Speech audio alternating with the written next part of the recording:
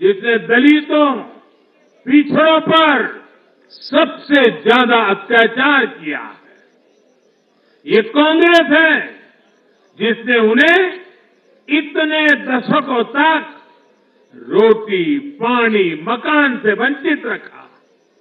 ये वो लोग हैं जो 100 साल बाद भी सत्ता मिलने पर कभी किसी दलित, पिछड़े, आदिवासी को प्रधानमंत्री नहीं बनने देंगे। सच्चाई ये है कि कांग्रेस का परिवार दलितों, पिछड़ों, आदिवासियों इनसे नफरत करता है, उनसे चिढ़ता है।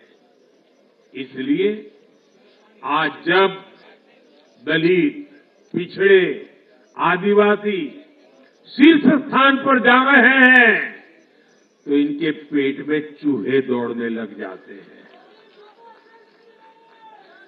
हरियाणा भी इन्होंने दलितों को, ओबीसी को भागीदारी देने से साफ इनकार कर दिया था।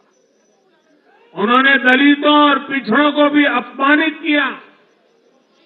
कांग्रेस के शाही परिवार ने तो डंके की चोट पर कहा कि वो आरक्षण खत्म कर देंगे।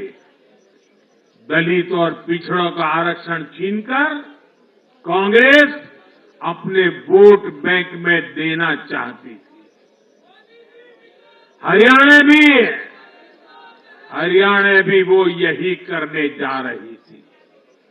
साथियों, कांग्रेस भारत के समाज को कमजोर करके, भारत में अराजकता फैलाकर देश को कमजोर करना चाहती है।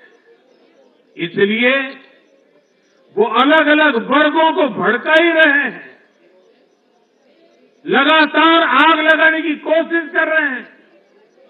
देश ने देखा कि कैसे किसानों को भड़काने का प्रयास हुए, लेकिन हरियाणा के किसानों ने उन्हें करारा जवाब दिया कि वो देश के साथ है, वो भाजपा के साथ है।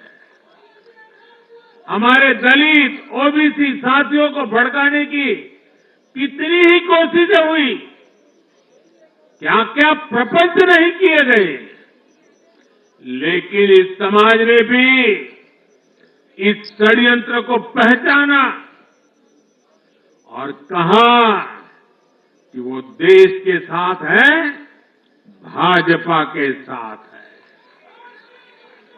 इन लोगों ने हमारी सेना को लेकर भी अपप्रचार किए, हमारे नौजवानों को भड़काया। इस साजिश को भी हरियाणा के नौजवानों ने नाकाम कर दिया। आज हरियाणा ने कांग्रेस को दो टूक संदेश दे दिया है। ये देश विरोधी पॉलिटिक्स नहीं चलेगी। हरियाणा की हर बिरादरी, हर परिवार ने एकजुट होकर वोट दिया, देशभक्ति से ओतप्रोत होकर वोट दिया। देशभक्तों को बांटने की साजिश को हरियाणा ने फेल कर दिया। साथियों, बीते कुछ समय से भारत के विरुद्ध भांति भांति के षड्यंत्र चल रहे हैं। भारत के लोकतंत्र को, भारत के अर्थतंत्र को, भारत के सामाजिक ताने बाने को कमजोर करने के लिए भांति भांति की साजिशें हो रही है, अंतर्राष्ट्रीय साजिशें हो रही है। आज मैं बहुत जिम्मेदारी के साथ मेरे प्यारे देशवासियों से कह रहा हूं कि कांग्रेस जैसी राष्ट्रीय पार्टी और उनके चट्टे बट्टे इस खेमे में शामिल है, इस खेल में शामिल है। देशभक्त हरियाणा ने आज ऐसी हर साजिश को भी मुंह तोड़ जवाब दिया है। भारत और हर भारतीय को संकल्प लेना है कि हम ऐसी किसी साजिश को सफल नहीं होने देंगे। भारत विकास के रास्ते से नहीं भटकेगा। साथियों, आज के चुनाव नतीजों ने एक और बात स्पष्ट की है। कांग्रेस आज पूरी तरह परजीवी पार्टी बन गई है।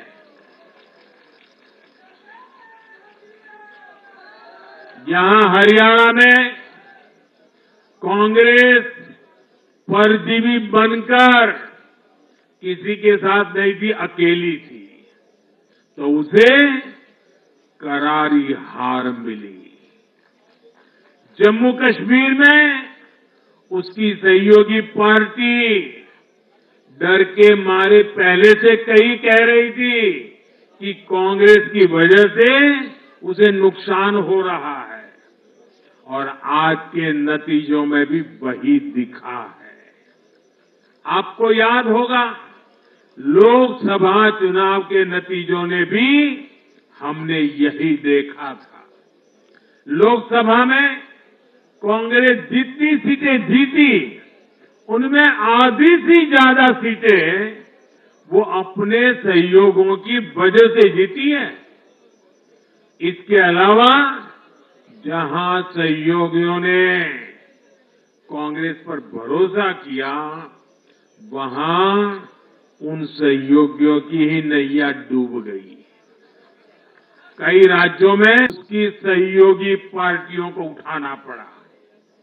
कांग्रेस ऐसी परजीवी पार्टी है जो अपने सहयोगियों को ही निगल जाती है। साथियों, कांग्रेस एक ऐसा देश बनाना चाहती है जहां लोग अपनी ही विरासत से नफरत करते हो, अपनी राष्ट्रीय संस्थाओं पर शंका करते हो। जिस पर देशवासी गर्व करते हैं, कांग्रेस उस हर चीज की छवि को दुर्बल करना चाहती है। देश का चुनाव आयोग हो, देश की सेना हो, हमारी पुलिस हो, देश की न्यायपालिका हो, कांग्रेस हर संस्था पर दाग लगाना चाहती है। आपको याद होगा, लोकसभा चुनाव का परिणाम आने के पहले इन्होंने किस तरह का कोहराम मचाया था। चुनाव के दौरान भी ये लोग, इनको सहयोगी दल, इनके अर्बन नक्सल साथी कितनी बार कोर्ट गए, सुप्रीम कोर्ट तक गए, और किस लिए? ताकि ये लोग चुनाव आयोग की संवैधानिक निष्पक्षता पर बट्टा लगा सके। आज भी उन्होंने ऐसा ही काम किया है। आज भी कांग्रेस ने देश की जनता को गुमराह करने की कोशिश की है। कांग्रेस हर बार यही कोशिश करती है कि हमारी संस्थाओं की निष्पक्षता पर सवाल उठाए, उसकी प्रतिष्ठा पर आघात करे। कांग्रेस की यही आदत रही है। कांग्रेस बड़ी बेशर्मी से ऐसी करतूतें करती आ रही है।